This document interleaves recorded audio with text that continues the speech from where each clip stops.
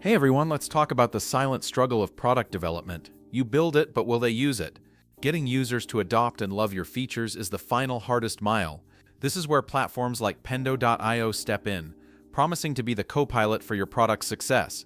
In this detailed overview, we'll demo Pendo's core concepts straight from their website, examining how it works to collect user data, guide behavior, and gather feedback. Pendo.io defines itself as a product experience platform, targeting the needs of product managers and teams who want to make data-informed decisions to increase adoption and user satisfaction. The platform is modular, built on a foundation of product data. The Pendo Analyze module provides dashboards and reports to understand user behavior, segment audiences, and identify friction points. Directly linked to these insights is Pendo Guide, which enables the creation of non-intrusive in-app messages, interactive walkthroughs, and polls to engage users contextually without needing engineering help. To capture the user's perspective, Pendo Feedback consolidates feature requests and input into a centralized hub for prioritization.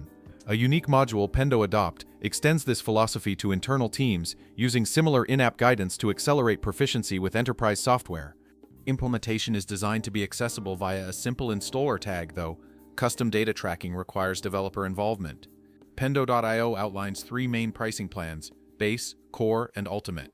The base plan is for companies starting their product experience journey and includes custom monthly active users, product analytics, in-app guides, and one integration.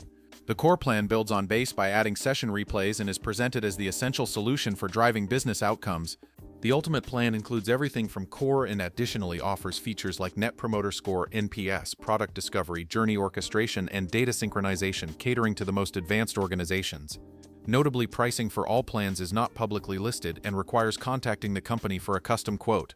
See you later, guys, and wait for new videos.